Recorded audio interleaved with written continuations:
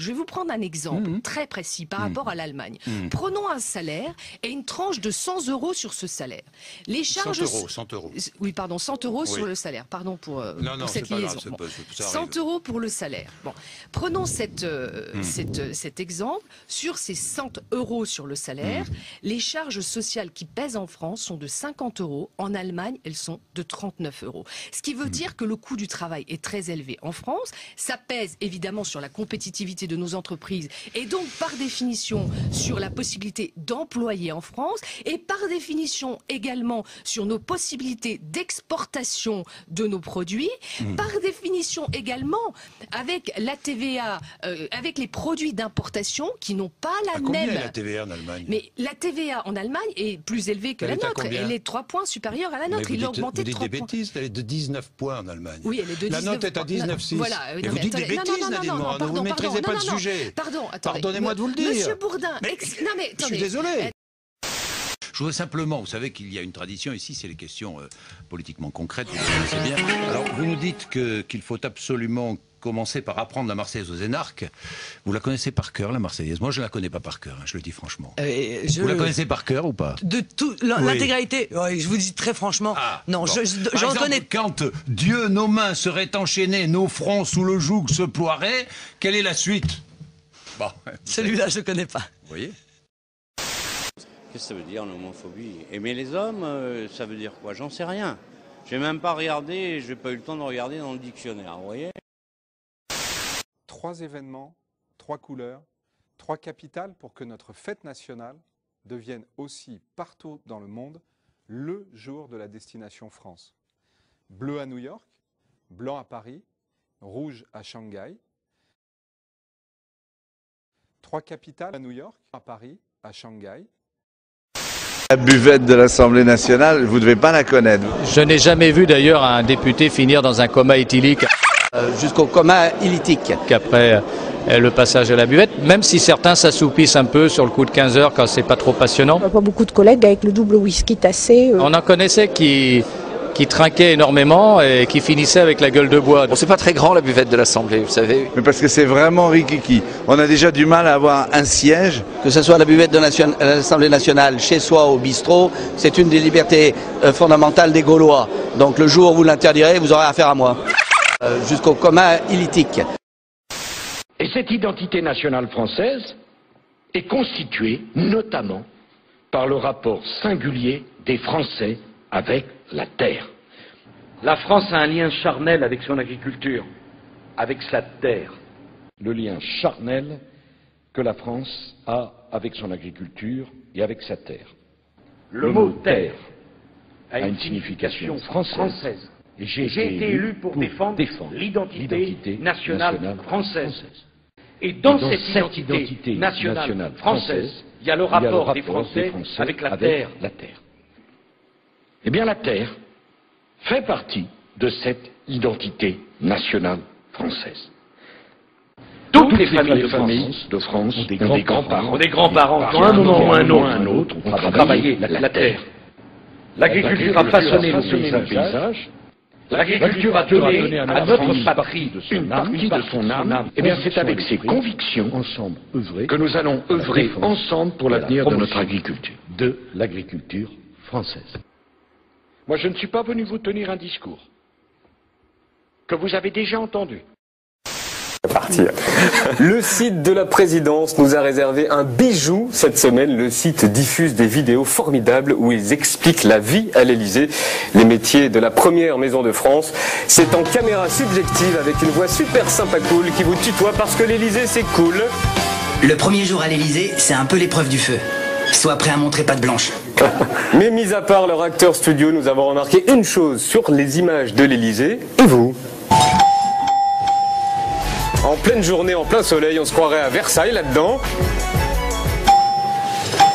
Position une sonnette pour nous prévenir. On veut être exemplaire dans les économies d'énergie. Nous n'avons plus les moyens de gaspiller l'énergie. Le billet. C'est une priorité, c'est une urgence.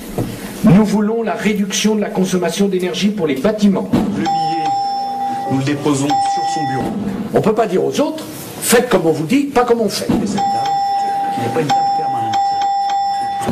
On ne sera entendu, mesdames et messieurs, mes chers compatriotes, que si on est exemplaire. On doit être exemplaire. On fait tous les jours des publicités pour acheter allemand en France, dans les voitures en particulier, dans d'autres sujets. Il faut aussi qu'on défende l'idée que l'acte de consommation peut être un acte civique. Voici le départ de François Bayrou.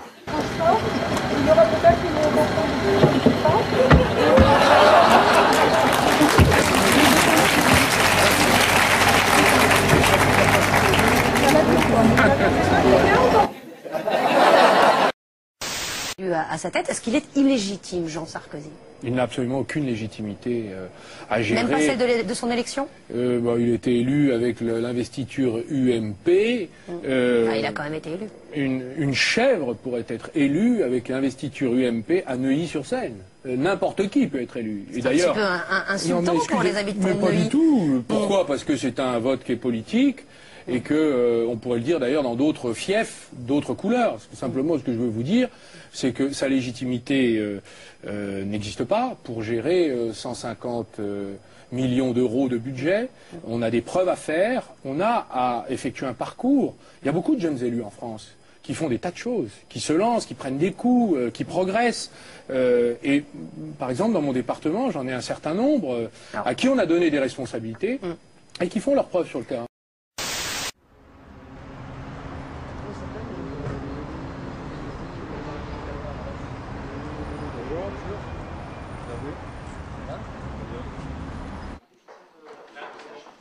Je suis d'autant plus en forme que je suis venu de la République à bicyclette et qu'avec le vent, c'était pas simple. J'ai fait beaucoup d'efforts, donc je suis en forme. Ouais. Oui, enfin, quand il pleut, je prends le métro.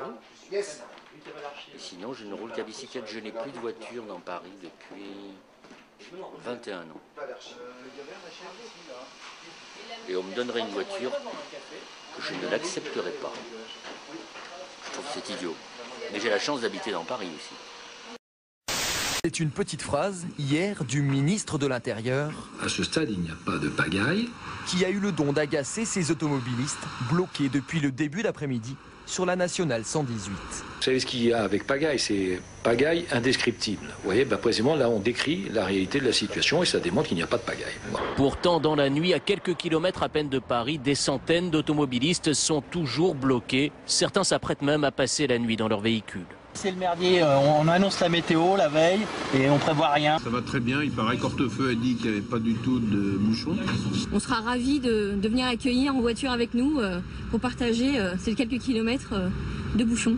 425 km d'embouteillage en Ile-de-France, un record absolu qui a contraint ce matin le ministre à corriger le tir, pointant du doigt des conditions météorologiques jugées exceptionnelles. Je parlais dès hier soir d'ailleurs de difficultés, il ne s'agit pas de nier les difficultés que crée nécessairement un phénomène naturel. Et alors que la situation météorologique devait s'améliorer, ce qui était à un moment donné le sentiment en milieu d'après-midi, celle-ci, au contraire, a en réalité empiré.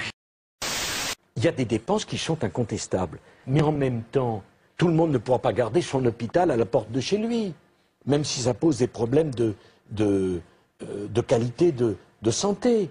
Je suis obligé de faire en sorte qu'on rationalise les choses. Tout le monde ne pourra pas garder son hôpital à la porte de chez lui, même si ça pose des problèmes de qualité de santé. La question est ensuite de savoir si ces primaires sont conformes à la loi. À cet égard, le code électoral dit clairement que tout électeur ou parti peut avoir communication de la liste électorale. Nous sommes rentrés, avec la crise qui devient très aiguë en 2008 et qui continue aujourd'hui, nous sommes entrés dans une nouvelle ère fiscale pour le monde entier, en tout cas pour tous les pays développés. Voilà, parce que beaucoup d'erreurs ont été commises par tout le monde, par tous les régimes, par toutes les majorités dans tous les pays développés, qui font que aujourd'hui on est passé d'une grande période de baisse des impôts à un cycle où probablement les impôts non seulement cessent de baisser, mais vont augmenter pour un certain temps. Voilà, c'est pas propre à la France. les impôts vont augmenter, donc chez nous comme ailleurs, pour un certain temps. Chez nous, je pense que il est surtout, il était urgent. Ce que je vous ai entendu dire. Oui, je dis, c'est un cycle mondial, planétaire. Donc, chez nous comme ailleurs, les impôts vont augmenter. Oui.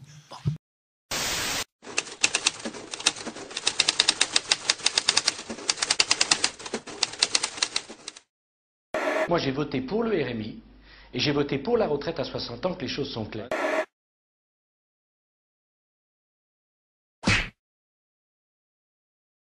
Le financement des retraites est équilibré jusqu'à l'horizon 2020. Madame Parisot, la présidente du MEDEF, vous suggère de passer à la vitesse supérieure en doublant cette mesure, 41 années de cotisation, d'une deuxième mesure, ce serait la retraite à 63 ans et demi. Et elle dit, si on ne fait pas ça, à un moment donné, on ne pourra plus payer les pensions. Vous dites banco? Elle a le droit de dire ça. Je dis que je ne le ferai pas. Pour un certain nombre de raisons. Et la première, c'est que je n'en ai pas parlé pendant ma campagne présidentielle. Ce n'est pas un engagement que j'ai pris devant les Français. Je n'ai donc pas de mandat pour faire cela. Et ça compte, vous savez, pour moi. Parce qu'aujourd'hui, j'entends beaucoup de discours sur la précarité étudiante se développe. J'attends encore. Faut qu'on... Ok, vous attendez quoi? Mais j'attends qu'on me le démontre, tout simplement. Alexandra cherche un emploi. Elle n'a donc pas hésité à se connecter sur le site dont Nadine Morano a vanté les mérites hier. C'était sur notre antenne. www.orientation-pour-tous.fr. C'est un système dématérialisé qui permet de trouver toutes les informations dans les secteurs qui recrutent et dans les niveaux dans les formations qu'il faut avoir. Une nouvelle formation, Alexandra y est tout à fait prête. Les résultats de sa recherche vont vite la décevoir. Et là, je n'ai aucune réponse. Donc sur ma région, avec un niveau bac, je n'ai aucune offre de formation. Si le net est un échec, le service est aussi accessible par téléphone. Le service téléphonique gratuit d'information et de conseil, le 08 11 70 39 39. Alexandra appelle aussitôt ce numéro gratuit. Cet appel vous sera facturé après le bip sonore au tarif moyen de 6 centimes d'euros par minute. L'appel est finalement payant. Alexandra patientera 9 minutes avant de parler à la personne compétente qui la réorientera vers le FONGECIP, Centre de formation pour salariés. Ils ont tellement perdu l'habitude de laver les rues que... Mais elle a dit ça sous le nez d'un agent de propreté. Ah, c'est normal ça? Ouais, c'est normal, c'est pour permettre d'écouler tout ce qui... Oups. Et aujourd'hui, arrêtons-nous sur une question du député judoka David Douillet, qui a d'ailleurs bien changé. Une question destinée à...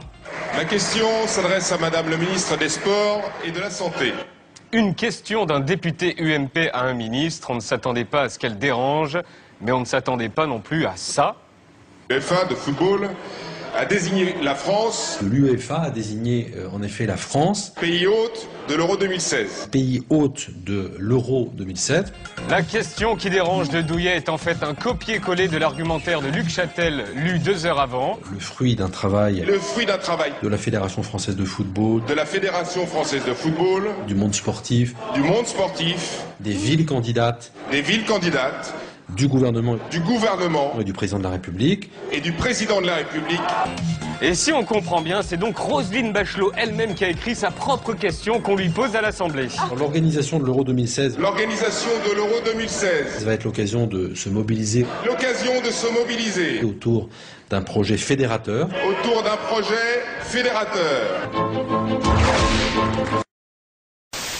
Imaginons la France d'après. On peut tous imaginer. On sait parfaitement bien que ce n'est pas 29 ministres autour d'un Premier ministre, que ce n'est pas un nouveau président de la République qui changera tout. Un mot, si vous me le permettez. Rien ne ressemblera plus à la France d'après l'élection présidentielle que la France d'avant. Et j'aimerais que nous apprenions à voir la politique modeste.